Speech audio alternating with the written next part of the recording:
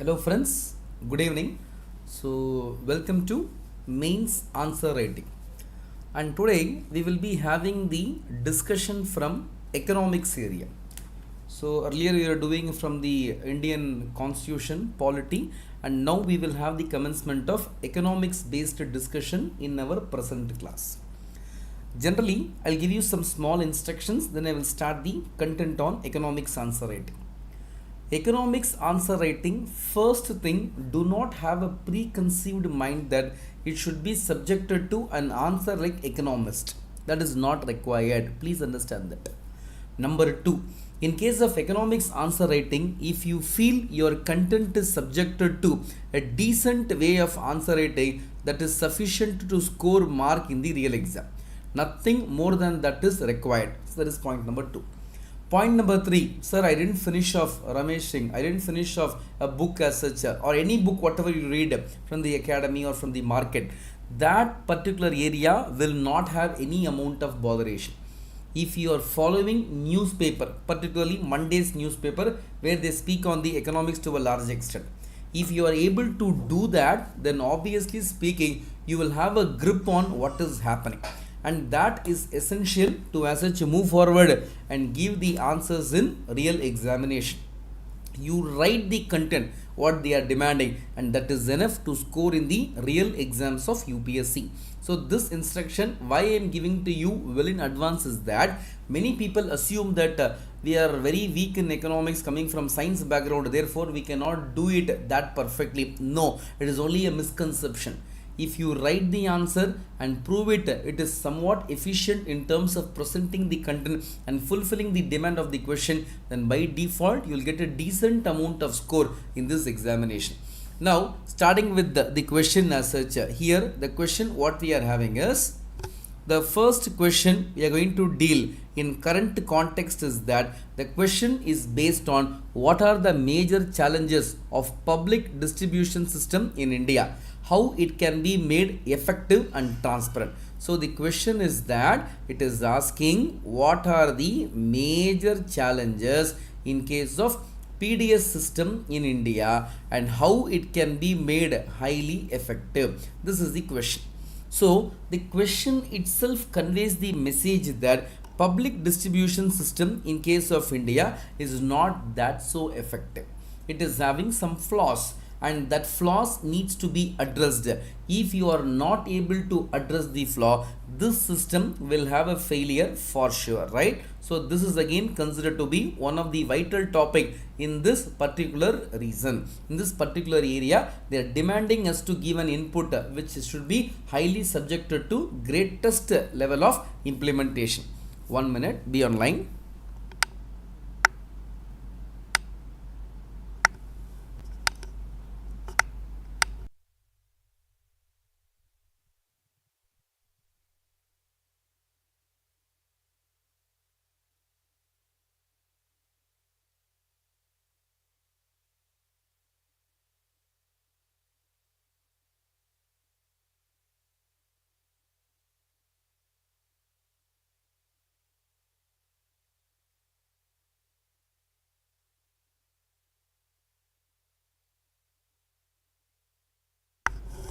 Right. So we'll now resume the answer writing. Major challenges of PDS. Please understand the interaction of this PDS. Why it came, I'll just brief you, then we can go for the answer. This public distribution system, otherwise called as the ration system as such, got introduced after World War II, where there was an acute shortage of food grains. At that time, many people died out of famine, and government was highly having a big dilemma in their mind as to how to address the problem and how to solve this issue. They were not able to do a big amount of positive things, therefore the question of rationing came into picture, and they established shops, governmental ration shops, where rice, wheat, sugar, other things will be given. But down the line, what happened after independence, they thought PDS is one of the vibrant system which a country can anchor upon to proceed for any of the shortages when a country is facing. I'll give you the simplest example. Right now, you all are aware based on the current affair input that in case of India, the price of tomatoes has reached an unimaginable level. So the price of tomatoes has reached a level which is highly unimaginable. We are not able to as such move forward and think on the pricing. It has gone more than the price of, let's say, 130, 140, somewhere it is also crossing 250 rupees as such. When so much of pricing is there for the tomatoes, we have a big doubt where this nation is actually moving. So we have a big amount of dilemma how to address this. At that time they thought PDS system can be anchored to sell the tomatoes. Likewise, we even had a big amount of committee to reform the entire amount of procurement, marketing, distribution, everything, which is called as Shantakumar committee. So after the class is over, every one of you please go home or go to your room and read what is Shantakumar committee's recommendation. It is very essential from examination point of view. Every one of them read this. If you read the recommendations given in this committee, that will be highly helpful to you to make a tremendous amount of input in the examination. This word public distribution system and its issues is being straight away mentioned in the syllabus of GS3 paper. Therefore, we need to know in and out of this area what is called as PDS system. So, PDS system in case of India is considered to be an effective tool, a vibrant tool that is helping us to take care of the poor people. We have dealt in the poverty classes as such. The number of poor in case of India is really a whooping number. We can say definitely 1/3 of people in case of India qualified to be called as poor officially, and this number may be more than 50% also unofficially, where they are being defined or called as poor people. They cannot satisfy the element of basic needs, health, education, shelter, clothing. All these things are big amount of dream for them. When these issues are happening, sometimes speaking, it is required that we go by the aspect of fulfillment of demand in a right perspective. How that will come? That will come only based upon the right method of implementation. Shantakumar committee is one of the committee which recommended a big amount of reform for PDS system. Now the question says, what are the major challenges of PDS system in case of India? How it can be made effective and transparent? So some amount of issues are there in this PDS system which is making us feel extremely bad. We are not able to proceed in terms of bringing transparency. More than 73 years got completed after India becoming republic. Still, PDS system reform is being seen only as a dream, and this dream has not yet come into reality. That is why this question got highlighted in the current 2022 UPSC mains exam. This examination, this question is coming into picture. Why? Because there is a big amount of expectation that PDS will get reformed, but we are not able to bring a reform in this area. That is why consistently based on these topics, questions are being asked. So don't take it lightly that simply they're asking question in a blind manner. No, some issues are there. We are not able to address it. Therefore, topic is getting highlighted in case of the mains examination. And number two, just look at this question. Is there any amount of toughness to answer this question? What are the major challenges? Any individual who has gone to a ration shop or to the fair price shop, what we call officially, will know the amount of difficulty what one will be encountering in this area. Generally speaking, the question relating to PDS is a very open thing. And being an administrator, this topic is going to help you a lot because you can revamp the system, which in turn will bring good amount of result. So now, how to start this question? What is PDS? PDS is called as public distribution system. So public distribution system is one of the system introduced by Government of India to provide the food grains at affordable prices. So before India got independence, this system got established. The extension happened after India got the element of independence. So two things are there which we need to clarify. So PDS system came before the aspect of independence. The main objective of PDS system is to ensure that the food grains or other stuff are being made available to people at affordable, accessible price. it should be available, it should be affordable, it should be accessible, it should be fulfilling all the triple test. Then only we can go by the aspect of PDS system. Otherwise speaking, PDS per se will not be successful. If PDS is selling at market prices, then there is no big amount of benefit for the common man. So here comes the question, why PDS is required? Generally speaking, let's assume in market, if price of sugar is 40 rupees per kg, in PDS you will get for 25 rupees. Almost speaking, you will get a great amount of reduction in the prices. Rice, wheat will be available at a price which is called as subsidized prices. They will give you a subsidy, in that only content will be given. So intro of our answer in the mains examination should celebrate the aspect of PDS system. Why we are having PDS and why this PDS system as such came into picture, that we need to celebrate. Only when you do that, your answer will look lucrative. Suppose if you do not write about PDS and start writing only about negatives as such, that is not a right method. For that reason, I am not saying fill the entire page only by giving intro on PDS. No, but you need to write something about PDS just to convey to the examiner that I know the history, origin and evolution of this PDS system in case of India. That is the first point which I want every one of you to keep in mind before presenting the answer in this examination. So now after this, what are the challenges to PDS system? That's one of the important area. I'll tell you one by one detailing so that you can understand the content. First thing is that poor targeting of subsidies.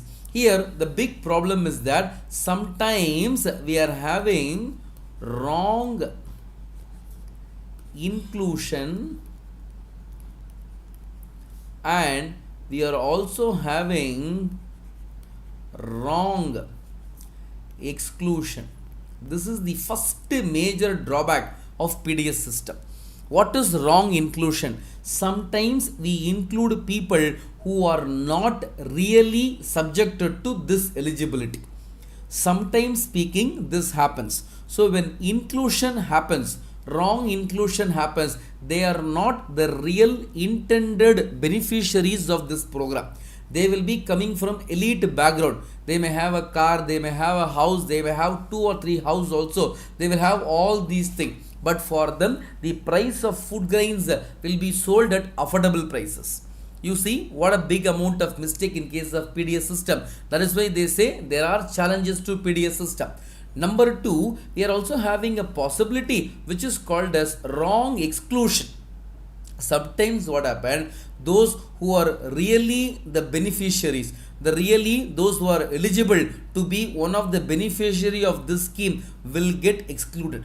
In India, when you do not have proper amount of documentation, you may be subjected to exclusion, and this exclusion in turn will result in people suffering despite India subjected to large amount of PDS system. So PDS system will have this shortage to a large extent, and this needs to be addressed quickly.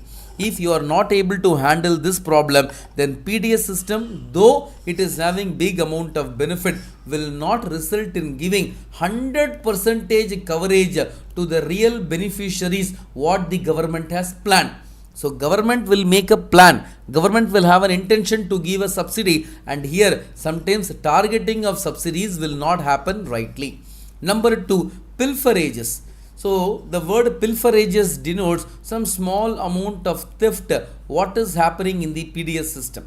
Many a time 100 kilogram of rice bag, when it reaches the ration shop, it will be only 90 kilogram.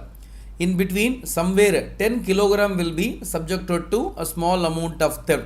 For one bag, 10 kg may look like small, but imagine for crores of bag what is getting exported or transported to various states of India. When they are doing this much of theft, again the leakage what we see in this pilferage concept is a big threat to PDS system.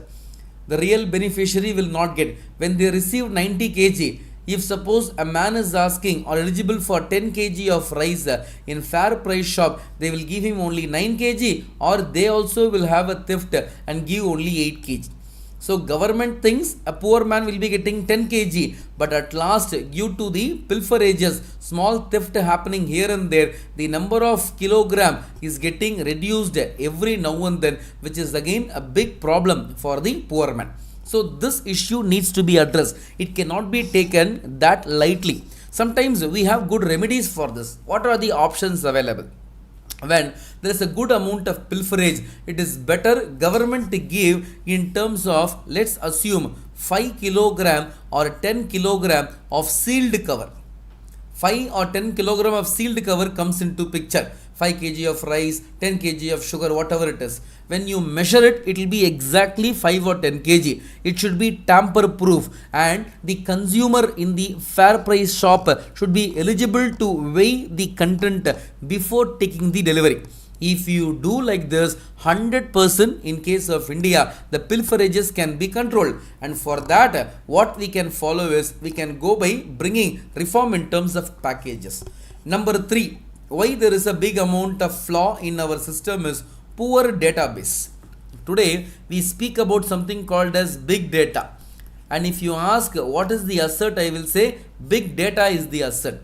When big data happens to be asset, we need to make a proper amount of database which is subjected to updation.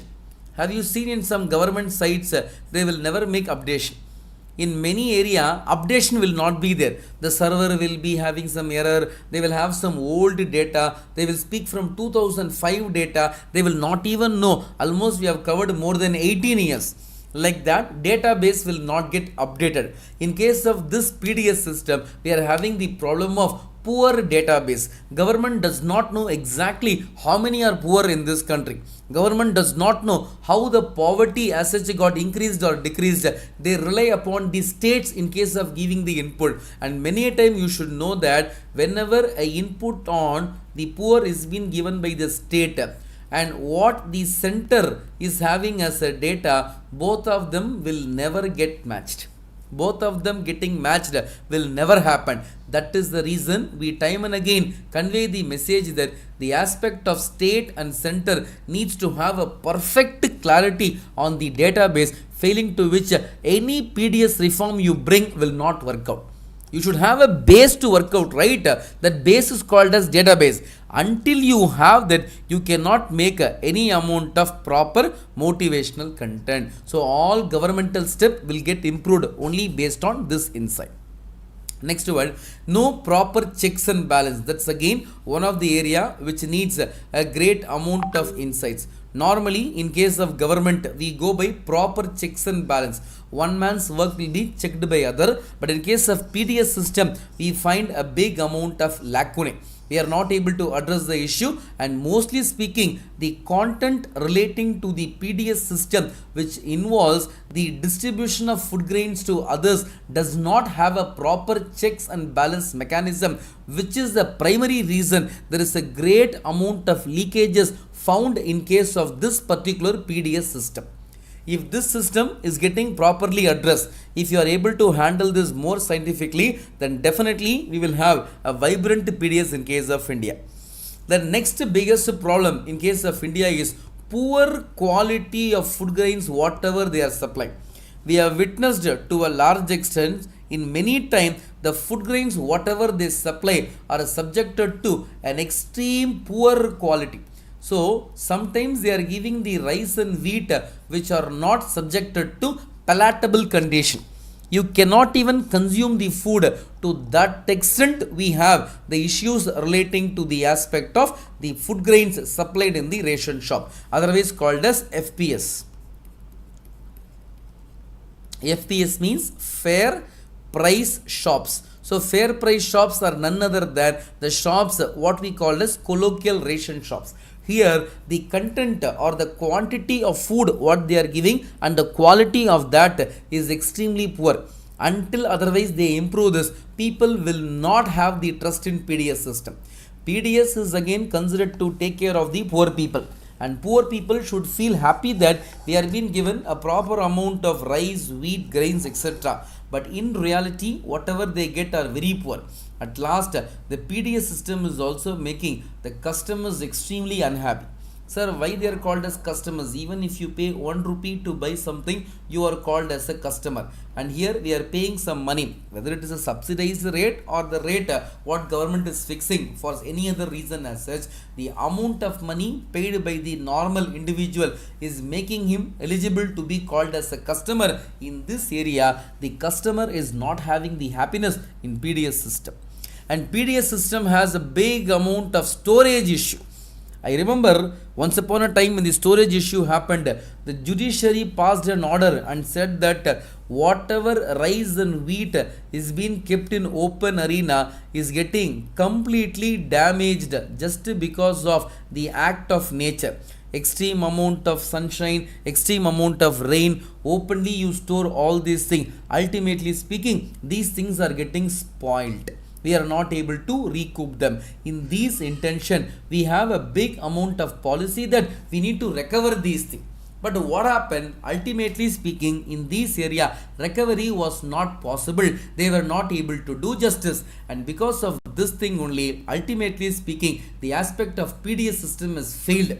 A farmer is involving heavy amount of labor, extreme amount of hard work, but his labor is not given a proper amount of respect due to the aspect of lack of storage facility. Again, the transport system is again one of the hindrance in case of PDS system, where a farmer is not able to transport the content to other area. Whenever he is not able to transport, he relies upon the local people to sell this commodity.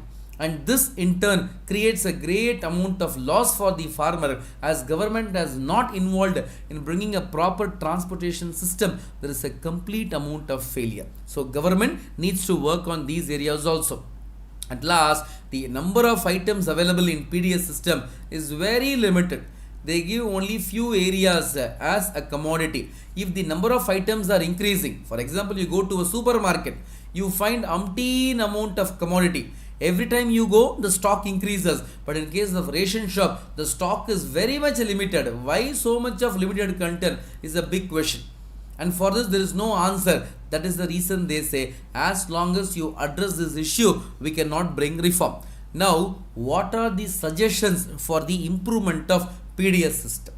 That is what they are having as a content, and that is being asked as a question also. Number one, we need to have robust and accurate targeting mechanism. Who is the beneficiary? How we can arrive the right number? How to target him? How to make the element of this particular PDS system work in an efficient manner? If this is getting practiced properly, then by default we will have a grand amount of success in ensuring that PDS system has really done justice to the real intended beneficiaries of this nation. Until otherwise they do that, we cannot as such have any amount of proud factor to tell that we have done justice in these area. So government needs to work day in and day out to improve these mechanism. And then we have the next best choice is use of modern technology. I always tell the aspirants to go and read something called as Chhattisgarh model of PDS system. They have made more than 95% of leakages getting arrested. So leakages as such got arrested. They were able to bring a foolproof mechanism. When they are able to do these things, it conveys a louder message that Chhattisgarh model can be incorporated by other states also in case of India. They have gone for a great amount of method, starting from procurement till the goods reaches the ration shop. They have made everything digital, everything monitorable, and nothing is outside the radar. When these things are happening continuously, it conveys a very convenient message that in this area, the question of improvement is being made viable and possible just because of the aspect of technology. And then there should be some amount of QC test for all the food grain which is coming to the ration shop. Until they pass the QC test, it should not be distributed to the PDS system. So what is QC? Quality control. We need to have some quality control. If you are not able to fulfill that, then by default your particular food grain should not reach the fair price shop. You see how stringent I am.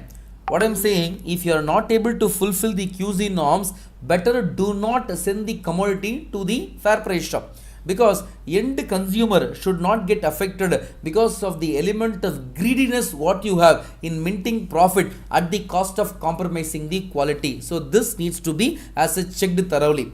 And then we need to enhance the agriculture investment. Agriculture sector is now being seen as a despicable calling.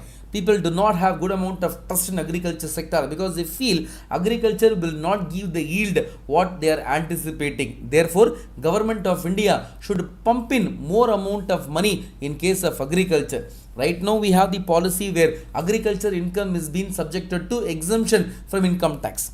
Crores of rupee you mint from agriculture, you are exempted from paying income tax. Likewise, government of India should also have a great amount of agenda wherein which they should increase the investment in case of agriculture so that the output is also getting increased. And then use of civil society for audit. A wonderful thing, no? They are working for welfare of people. You please rope in these members. They in turn will help us to improve the content to a large extent, and we can go for the element of social auditing also. The common members of the society can be roped in to do the element of auditing. The members of that particular region, when they come and do auditing, they will have a big amount of confidence that the issue relating to this particular PDS system is working in a vibrant manner. Nowhere we have difficulty. And then the best solution for all these is end-to-end computerization. This point will be the universal point which will bring good amount of mark in your examination. End-to-end computerization. You make everything digital. Do not give option for anything else. That in turn will promote a largest amount of prosperity in reforming the PDS system, and this reformation will ensure that all leakages are getting arrested. See, leakages are creating big problem. We are not able to solve it. How to solve it? Better go for end-to-end computerization. Ensure that everything is becoming digitalized, starting from procurement, packaging, marketing, distribution, movement of the lorry which is carrying the rice, wheat, etc. You track everything. Go by GPS tracker. Try to have a control of all these things. At one point of time, you will come to a grand conclusion that yes, the entire system is within your control. When this much of control you are able to bring in, leakages in this system can be arrested. At last, we can go for even setting up vigilance committees as such. In that, we can go for 50-50 formula. 50% shall be government employees, remaining 50% can be employees from civil society. Both of them can work hand in hand to ensure that the issues of these type of pilferages or these types of issues are getting addressed in a right perspective. So this is the demand what we are having in PDS. Now the question in this area got over. So they are asking why there is an issue in PDS system, what are the reforms you can give. At last, how you will conclude the answer. So PDS system is definitely a wonderful system designed by the government to take care of the poor. Being a welfare government, we need to address the lacunae in PDS system rather than closing the PDS system, which in turn will help the poor and weaker section to a very large extent in India. You write something positively by giving a way forward. If you are not able to give a way forward, your answer will go wrong. So you need to give a good amount of way forward, failing which you cannot proceed in terms of giving a proper amount of answer. So this needs to be handled with utmost care. Therefore, be specific in giving the answers. Right? Now we'll move on to the next question. So, is inclusive growth possible under the market economy? State the significance of financial inclusion in achieving economic growth in India. It's a very wonderful question because it is asking about the syllabus. If you remember the GS3 syllabus, it has the word called as inclusive growth and issues arising thereon. So, they are asking straight away from the syllabus what they have given in the notification. Now, we'll go by the content. Inclusive growth.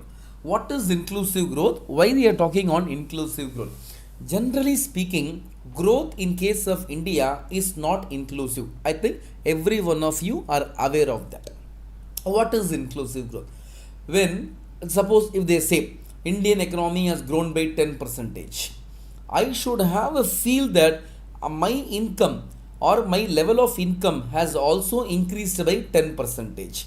Until otherwise I do that or I feel that, I cannot call the growth as inclusive growth. That is again one of the important area from examination perspective. So we need to be very clear in these topics for sure. There is no doubt in that. On the other hand, please understand that whenever there is an issue relating to the aspect of inclusive growth, please mark it that inclusive growth is including all the disadvantaged section, weaker section, poor people into the ambit of economic growth. Until otherwise we do that, our growth cannot be called as inclusive, rather it is called as selective growth. We are giving the growth only for few people, many are being ignored. That type of growth no country will prefer. Each nation is having a demand to go by inclusive growth. Why? That only will give a comfortable position that each one of them are being taken care together and the growth is really vibrant in nature. Now they are asking, is inclusive growth possible under market economy? Generally we can divide the economy based on some categories as such. You are having something called as market economy, or you will have something called as command economy. So market economy will be purely based on demand and supply. I hope you are aware of law of demand, law of supply. What does law of demand says? For example, when the demand is increasing, the price will increase. When demand is decreasing, the price also will decrease, right? Law of supply. When supply is increasing, the price will decrease. When supply is decreasing, the price will increase. So here we find something called as inverse relationship. And in law of demand, we find something called as direct relationship. Among these two areas, I think you are very clear. There is no ambiguity as such. Now we are talking about an economy which is called as market economy. What is market economy? Generally in this area, government will not have any amount of interference. Government will not interfere, they will not ask anything, they will give an absolute amount of free hand. That is called as market economy. Market economy generally is considered to be a type of economy in which the individual or the private players inside the market will be given a great amount of liberty. Whatever you want, you do it. We will not question you. That will be called as market economy. And we are very well known for as such having market economy. Market economy is considered to be a dangerous thing because a country like India cannot go for market economy. Market economy is highly bothered on profit making. They are not willing to go by any amount of service. They are not working on the welfare measures. When they are deeply involved in the aspects of profit making, how these people will be going for the aspect of giving some services? These are impossible. Therefore, market economy is again a very tough thing to give inclusive growth. Just a minute.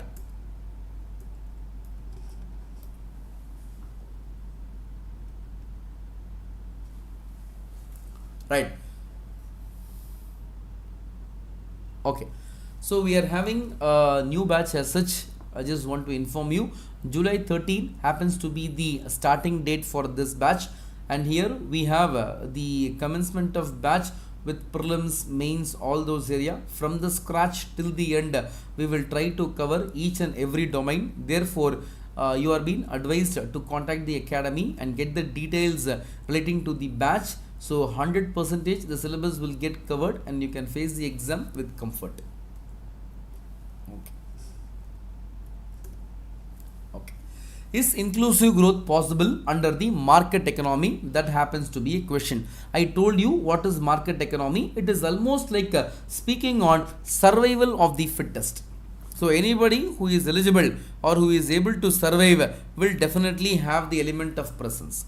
Those who are not able to survive, then they will be thrown away. That is called as market economy. It is purely based on your ability. And now they are asking next question, state the significance of financial inclusion. Next topic in this area is financial inclusion. The question says whether financial inclusion, the significance of that in achieving what we call as economic growth in case of India. Whether we have a big possibility to achieve economic growth in India is being tested. So the question is in two dimensions. One dimension says whether inclusive growth is possible or not. Second dimension says the element of importance of financial inclusion to achieve something labeled as economic growth in India. These are the two demands of the question. If you fulfill this, the answer gets completed.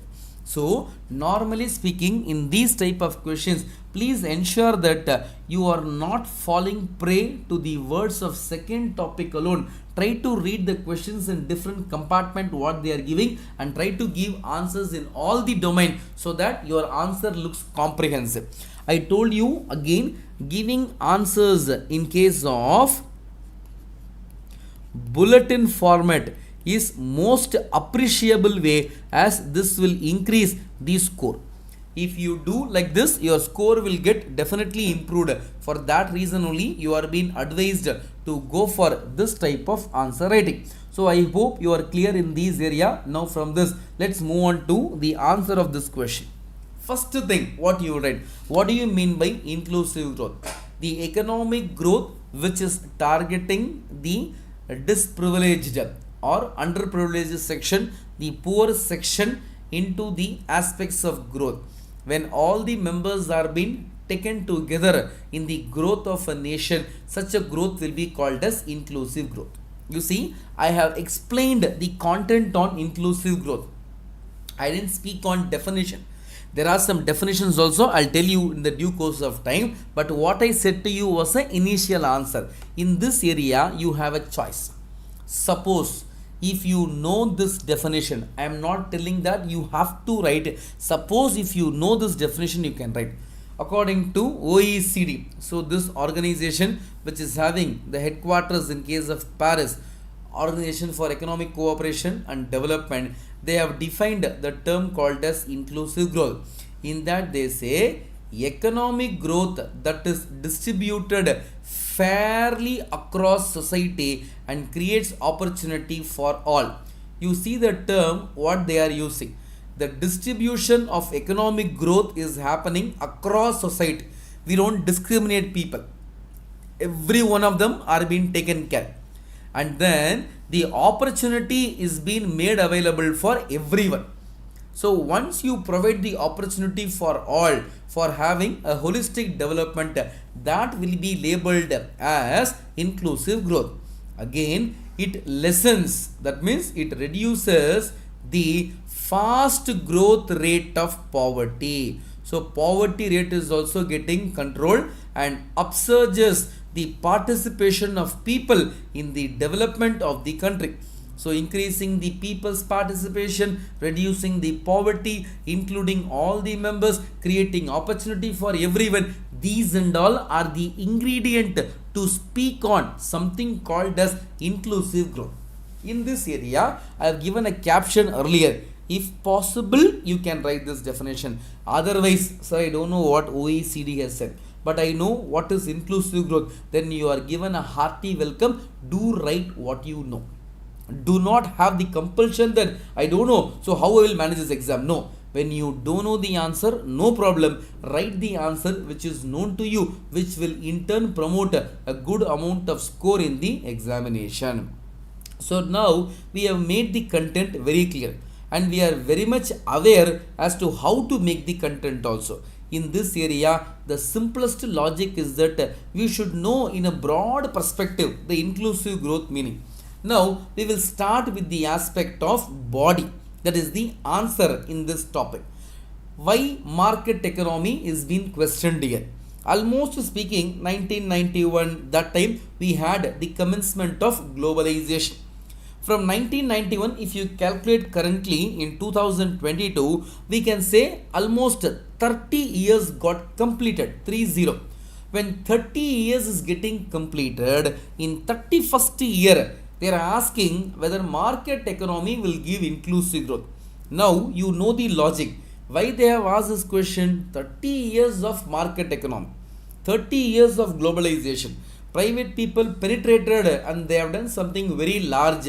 Now we have a simplest question, whether we can achieve something inclusive growth under this economy or not. For that we can write LPG reform 1991, new economic policy reform, in turn thrown open the doors of Indian economy for the private player to come and penetrate, which in turn has resulted in large amount of benefit sharing, wherein which private people were being given an equal say in case of market condition. That is the intro what we are supposed to give.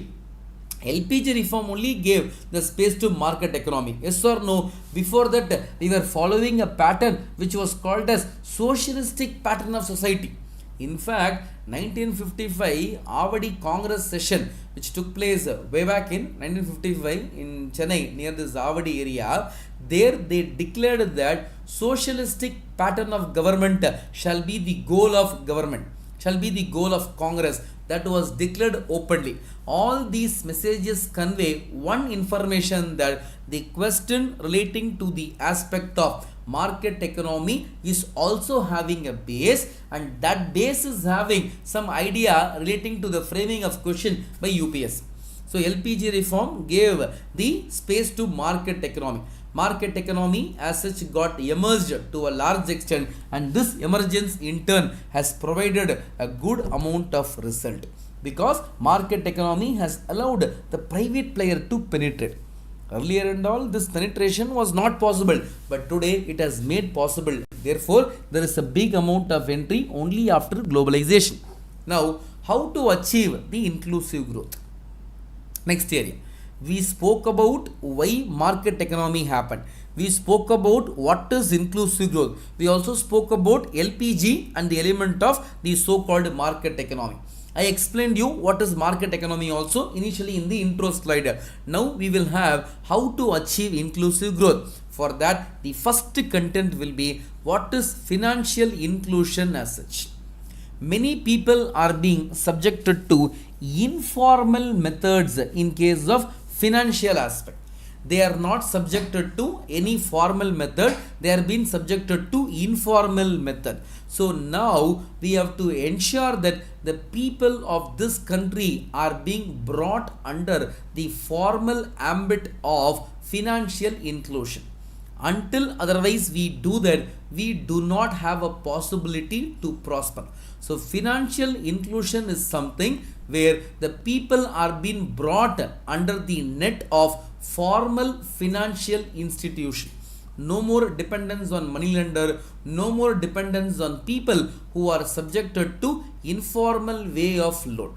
When this is getting achieved, India will definitely have a tremendous amount of improvement in financial inclusion.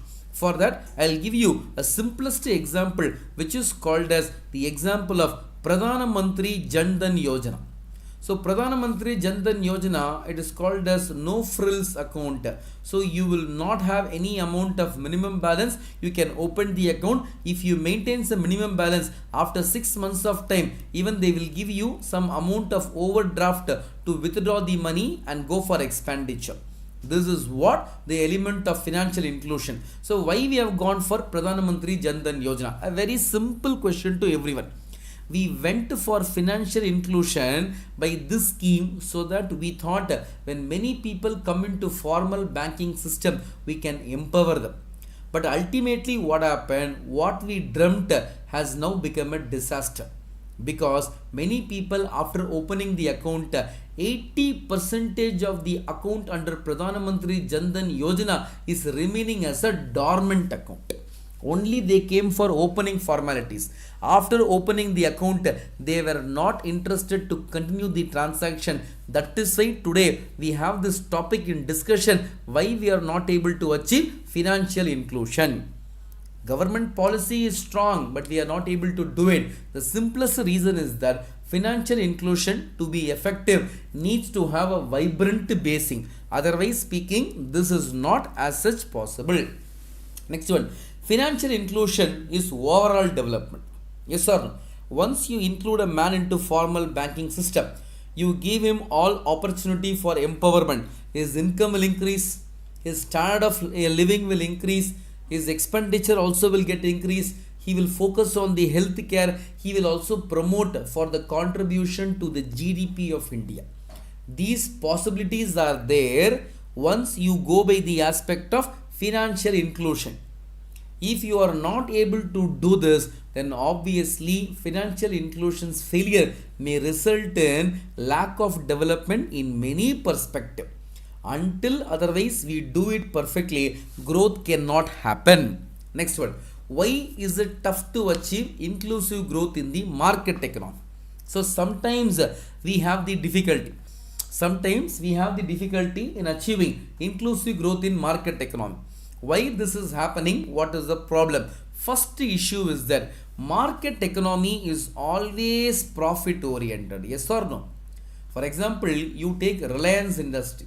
Reliance Industry may come and tell that we are here for doing service, blah blah blah. But in reality, why Reliance will be doing a business? Because they are mostly interested in doing content in which they wanted to make a profit. A minute. So मैं कुछ भी याद करता हूँ तो बहुत जल्दी भूल जाता हूँ. See, Pandit ji, in that area, it's very simple thing, Pandit. Maybe the number of times what you are reading, you have to improve. That is point number 1. And point number 2, whatever you read, you try to focus when you are reading. And number 3, maybe you can just revise the content before going to bed, whatever you read for the whole day. If you do these 3 exercises, you will never forget the content, right? Okay. So now we'll just see the content on why it is tough to achieve inclusive growth in the market economy, because market economy is always profit oriented. They want to mint maximum profit. They are not here to do services. That is the reason here inclusive growth is not possible. Number 2, market economy doesn't care on something called as the welfare measure. So here they doesn't care on welfare measures. We have to do some service, take care of the poor people, do something to the disadvantaged section, do something to help the people. All these things are there which will be only in the minds of a democratically elected government. But when it comes to the market economy, they are more bothered only to mint money. They are more bothered only to earn as much as profit as much they can. In that area, they will never have any botheration to decide on the welfare measure. When these people are not bothered on the welfare measure, this is again a very tough thing wherein which growth of economy will not happen on a egalitarian basis.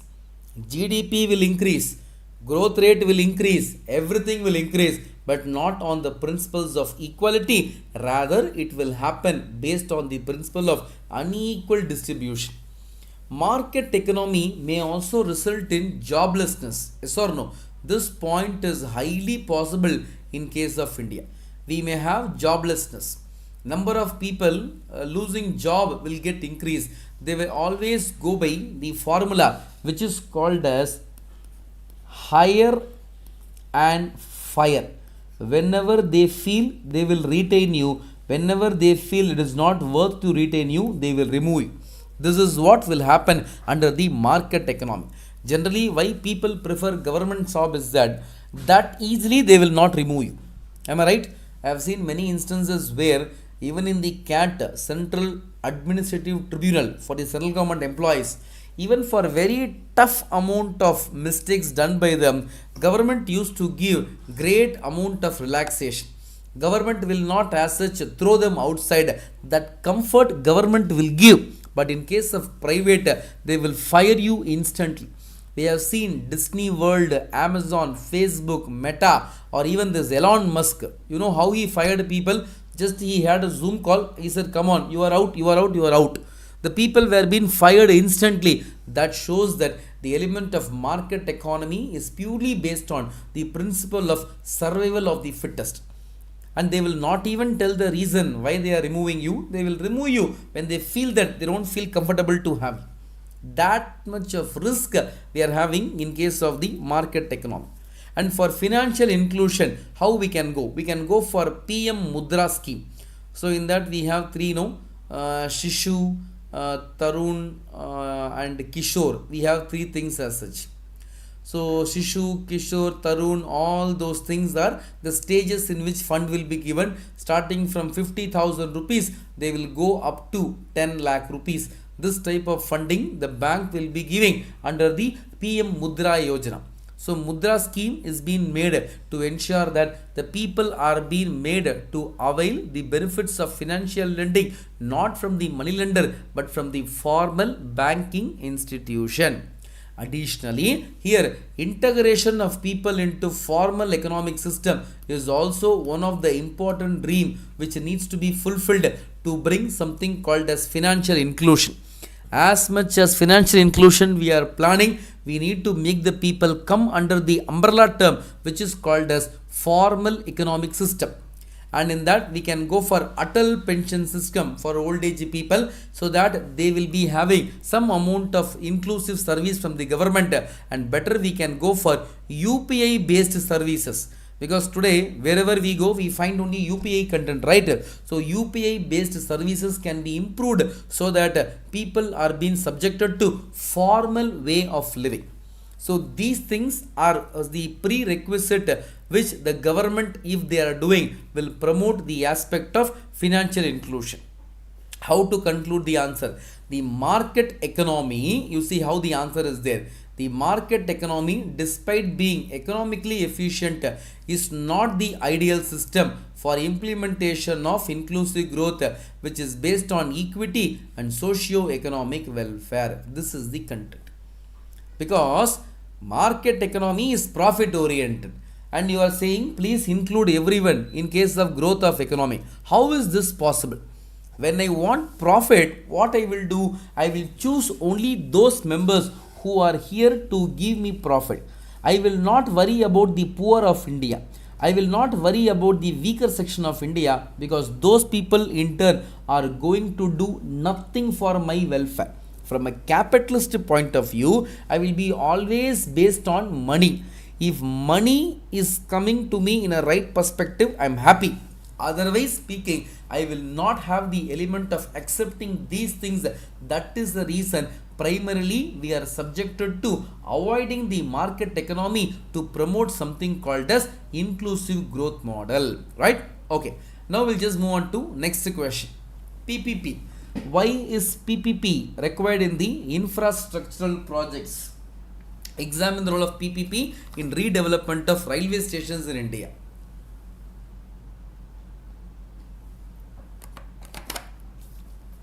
See, sometimes it's essential to understand that PPP system is considered to be a viable system. So in India, we go by the model which is called as public-private partnership model. And here the question is to examine the aspect of redevelopment of railway stations in India to a large extent by way of this public-private partnership. Only when we do that, we can improve the railways as of now. So more than 64,000 kilometers of railway line needs to have a good amount of maintenance. If you are not doing that, railway will become a failure institution. Therefore, how to improve the aspects of railways?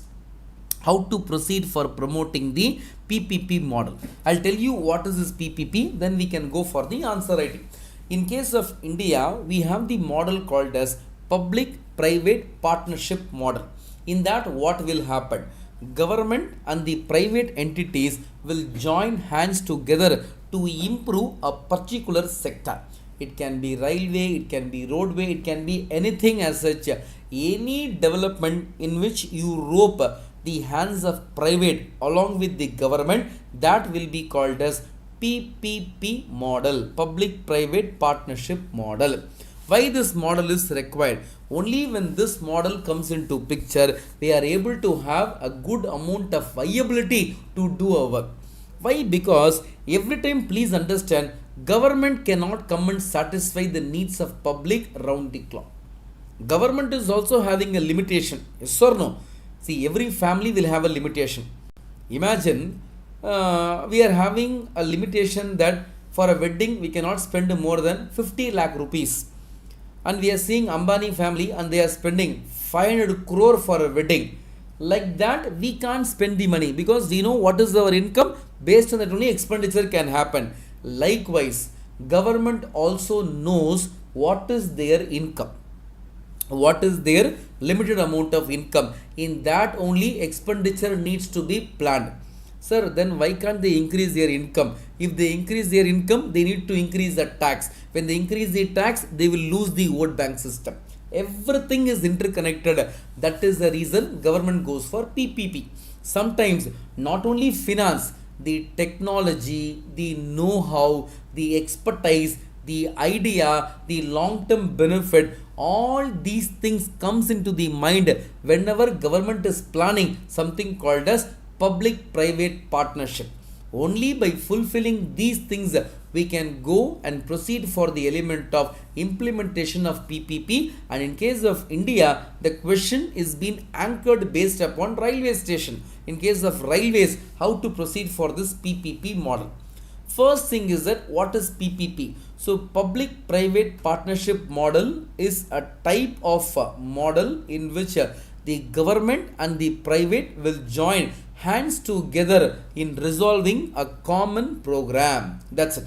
Whenever we have a common plan or a common program, when we want to implement that, for that the strategy what we are utilizing is called as PPP model. So PPP model in case of India is based on the content wherein which we are trying to promote the private partnership along with the government in development of entire nation. Next question in intro, what we will write, why government needs to go for PPP? Government needs to go for PPP because everything government cannot do.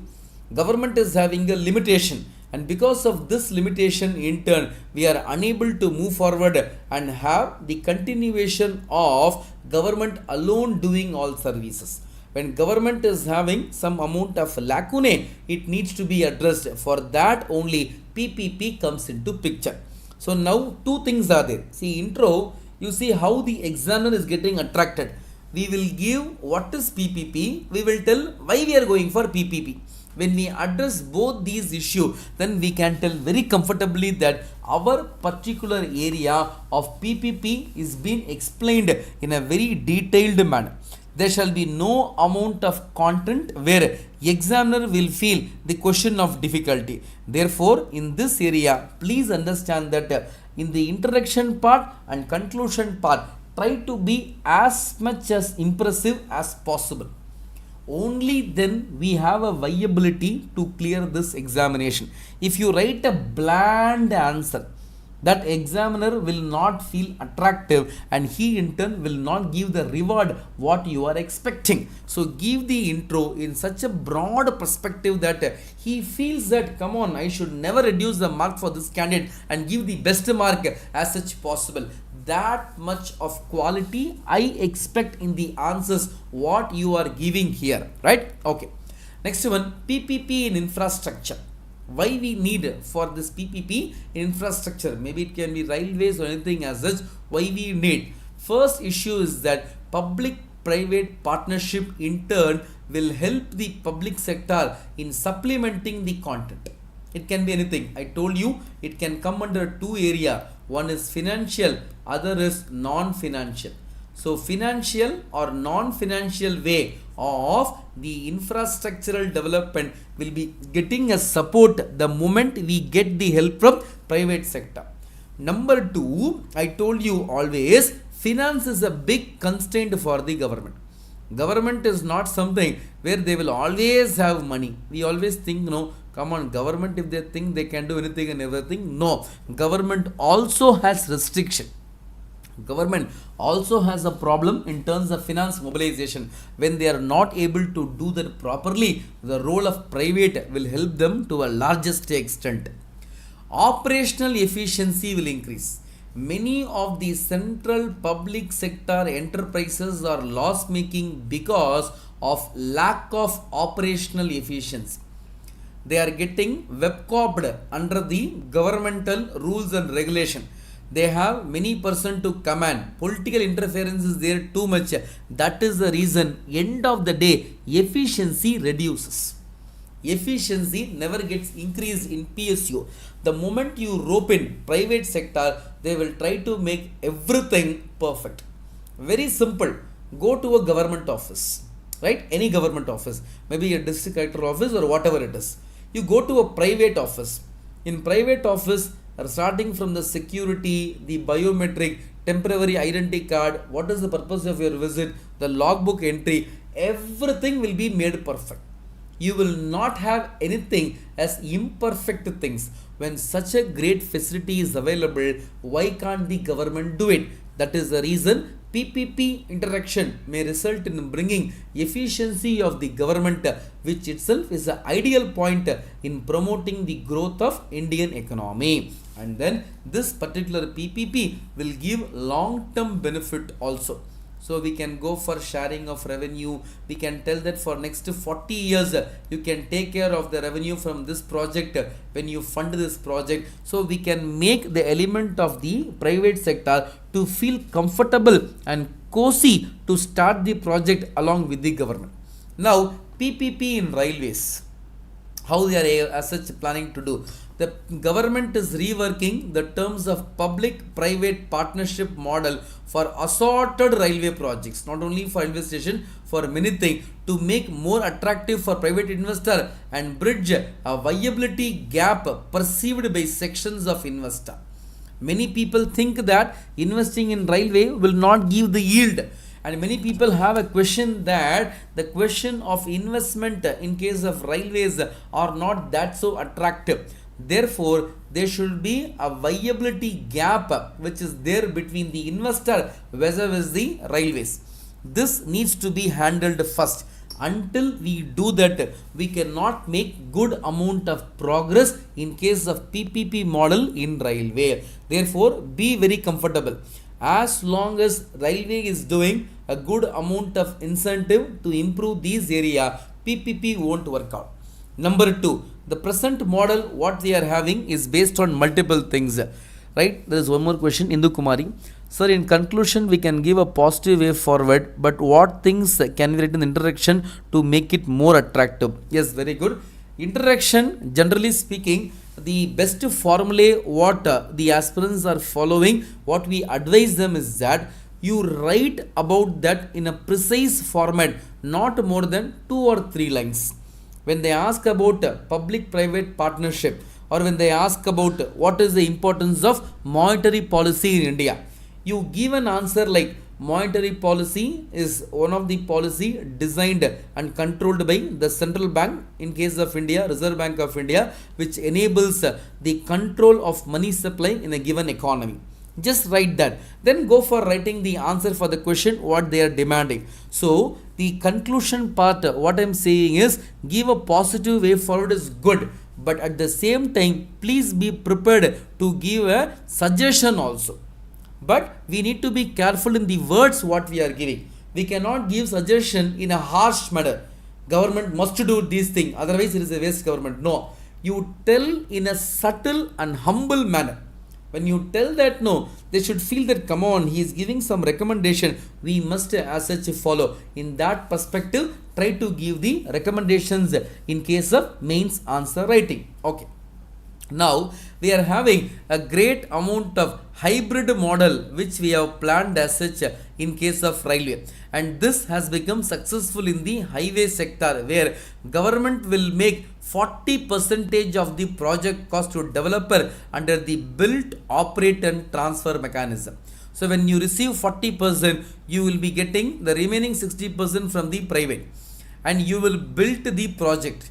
You will operate the project for n number of agreed years and then transfer the same to Government of India. So here the content is very essential. Yes, Indu Kumari, thank you sir. Can we also write important statistics in introduction? Yes, that is very much required. I told you, if it is a polity question, you should write article. If it is an economics question, statistics will always play a bigger role. Not only one, even if you remember 2 or 3 statistics also, try to incorporate that in your answer writing so that it looks attractive from the examiner point of view. The mundane answer what people write, then your answer which is having all statistics, it says that come on, 10% of women in case of India do not have a control upon their sexual reproduction. 11% of women feel that it is right for the husband to raise his hand against the wife if she is not willing for sexual reproduction. As per National Family Health Survey 5, this speaks about the status of women in India. You give this intro and write about the problem faced by women in India, you will definitely get a good amount of score. Because you are writing something abruptly, openly, what government says about women, therefore you will be rewarded. So statistics are vital, do as such write. It's a good question, Indu Kumari, so try to incorporate that in the answer writing. Next one, the huge infrastructure plan in railway will require substantial private sector participation. You see the content what I am giving. So sometimes speaking, the railway investment is called as huge. It is not something very limited. When we have so much of fund which we need to park in, government alone cannot do. You already are having some idea that more than 50% of railway revenue is going only towards salary payment. We need to pay the salary to the employees of railway, and railway is having more than 15 lakh people who are the employees of railway, and it is one of the largest organization in the government to provide huge amount of employment. Therefore, in this area, the question relating to the aspect of participation of private is inevitable, as the fund requirement for development of railways is enormous.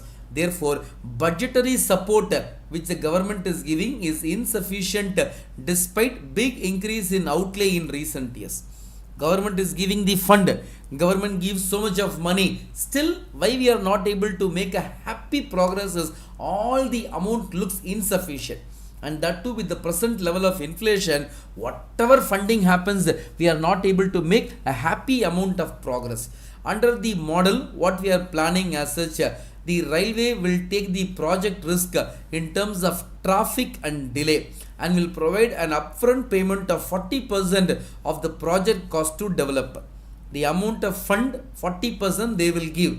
If at all there is any amount of delay, that will be taken care by railway, and any amount of increase in price also railway will bear the cost. That comfort railway is giving to improve the PPP. With railway making operational surplus, little operational surplus, not get all, very small amount of surplus. That is the expenditure what they are doing and the income what they are getting. Income is slightly higher. Capital investment in this sector is funded through budgetary support and borrowing from the market via Indian Railway Finance Corporation (IRFC) and multilateral institutions. Cost sharing of project, special purpose vehicle with state government, as well as monetization of some assets held by railway. We used to sell all these things to get the fund. Despite doing these things, we are not having the sufficient fund to make predominant amount of investment in case of railway. Therefore, but given the scale of fund required, private investments are crucial. We do not have an option here.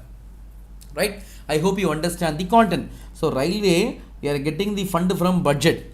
IRFC is also getting the fund from market. We are selling some of the assets of railway, and some state government is also helping the funding, and we are having some assets which were earlier taken care by the so-called railway is now being sold for mobilizing the capital. All these things done. Ultimately speaking, progress is still insufficient. Therefore, we rope in with the private.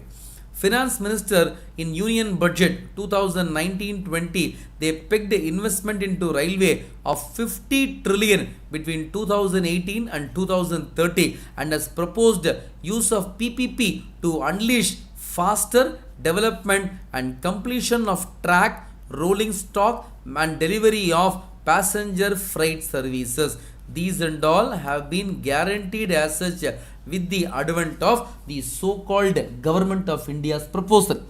Rupees 50 trillion we are going to pump into the railway. Still, the fund is insufficient to move forward. Given the capital expenditure outlay, railway requires 1.5 to 1.6 trillion per annum. Completing even all sanctioned projects would take decades. So, this much of fund when given to railway, when everything is going on time, it will take decades to complete. That is the reason we are very much bothered in case of this area. Capital expenditure spent by railways in segment such as electrification and track development has been a huge opportunity for private player. In this area, when you come and park or invest your money, the profit margin earned by you will definitely be of a higher value. Therefore, they are expecting the government or the element of private people to come and support the government and have their profit sharing from this railway. So, these are the areas. At last, how to conclude the answer? PPP project in current scenario is the most viable solution. And in case of railway, the introduction of PPP model will in turn promote the railway to be one of the best transport mechanism in India, which will be cost effective, which will also help increasing the trade commerce within the states in India. So write it in such a way that you are promoting the aspect of railways. Railway is doing something. Railway is promoting large amount of activity, but these activities are sometimes subjected to great amount of possibility for increasing the growth potential of India. What we thought will not happen, now it is happening. Therefore, we need to go for doing this task. Now, the increase in life expectancy in the country has led to newer health challenge in the community. What are those challenges and what steps needs to be taken to meet them? What is life expectancy? That is what we need to discuss initially.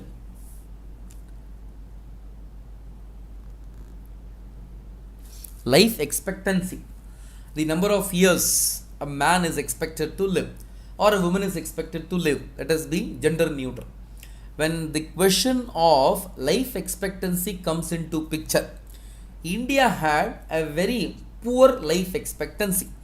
If you take China, their life expectancy is 78 years.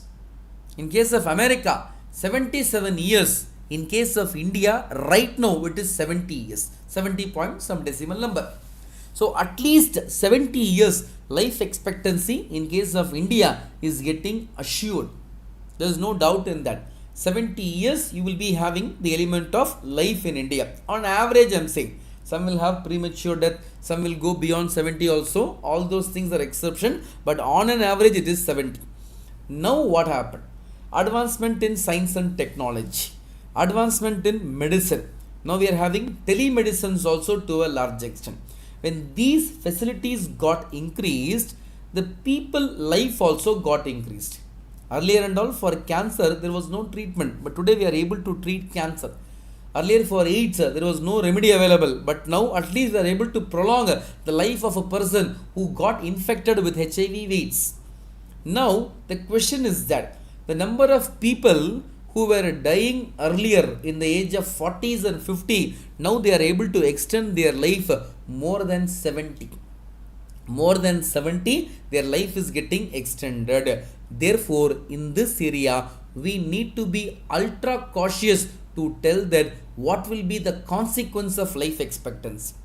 And recently, couple of months ago, we got a message. India is being labeled as world's largest populated country. More than India, no country has population higher than what India is having. It's again a sad state of affairs. Nowhere we can celebrate the element of population. Sometimes the excessive population what we are having is considered to be a dangerous thing. Why? Because when population increases, the government is having a duty to provide them services. When they are not able to provide services, that in turn will affect the people to a larger extent. So now we have a big thing in our mind what we are supposed to do to handle the problem. Life expectancy has increased. The longevity of the people's life got increased. But are we having everything to handle this section? Simply speaking, imagine in a family when one man is earning and they have one child and they are having one spouse. So wife is there, one child is there, one man is earning. Now what happened? They just got expanded and their in-laws family and the boy's mother and father, all the members, 4 old age members have now accompanied or they have now joined with the so-called nuclear family.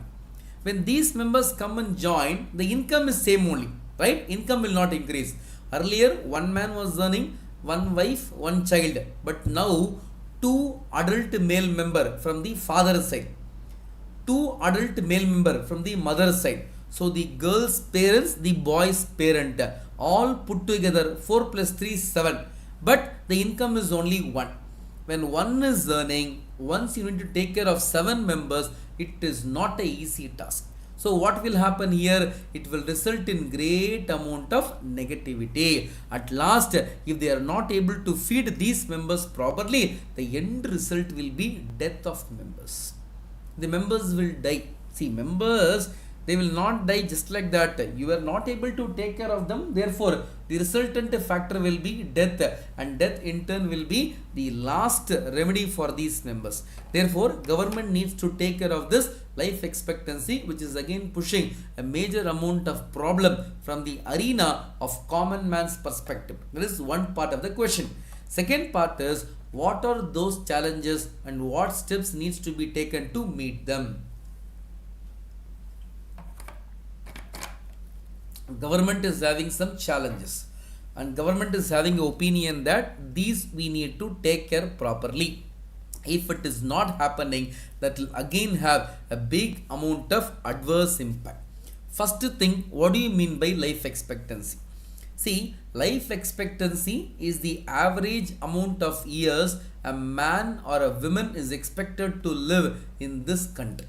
And this life expectancy differs from country to country. There is no great amount of uniformity.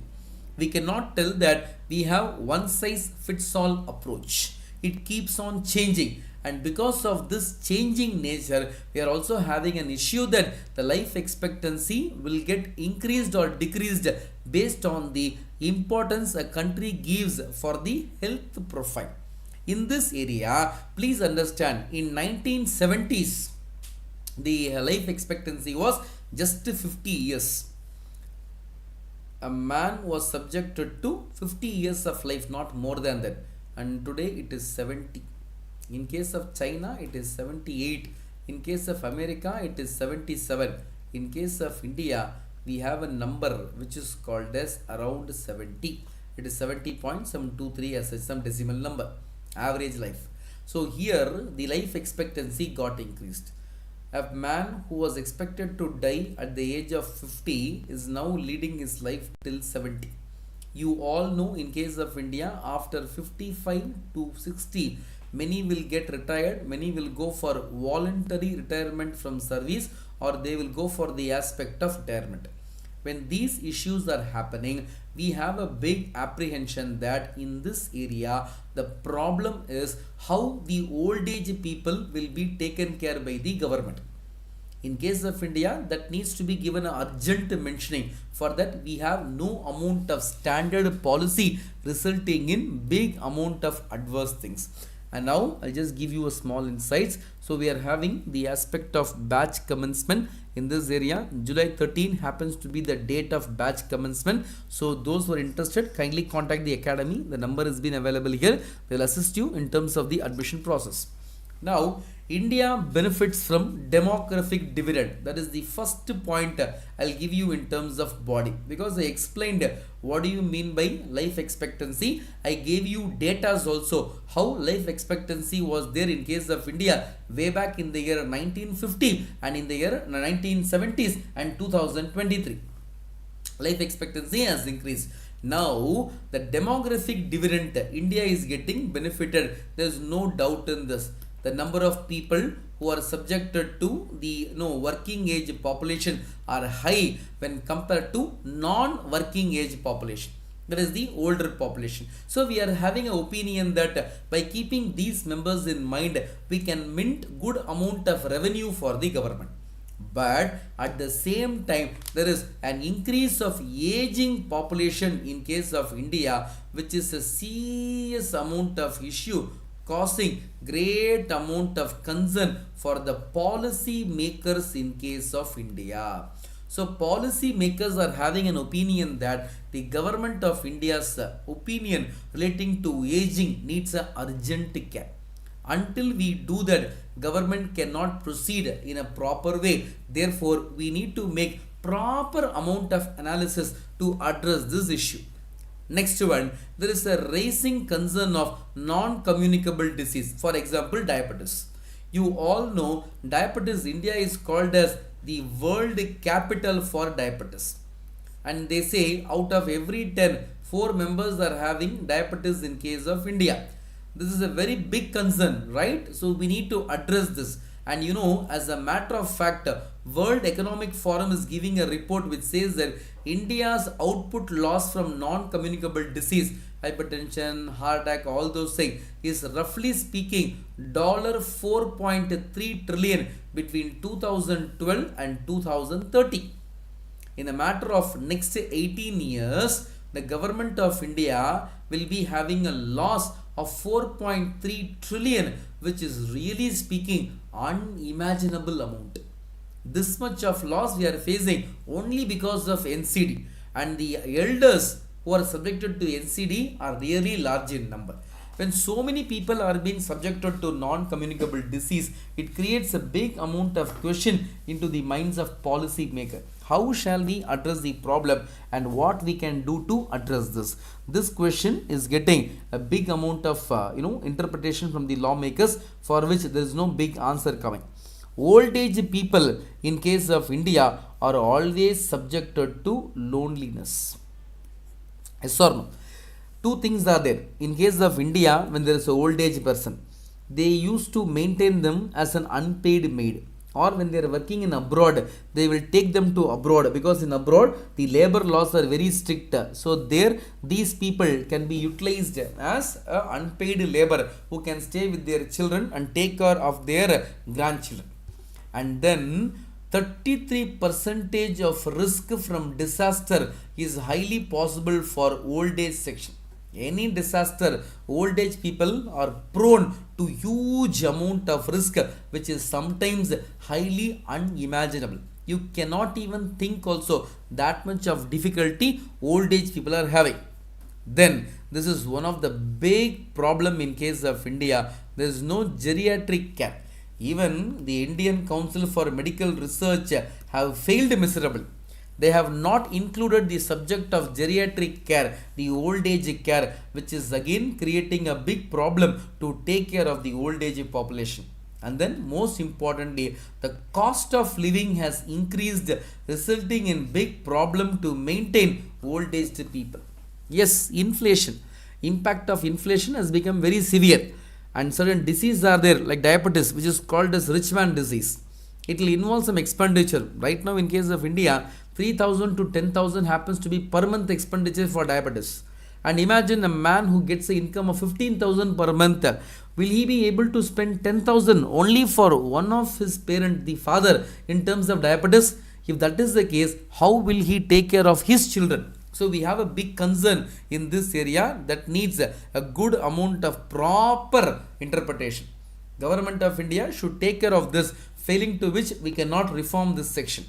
Ways to address.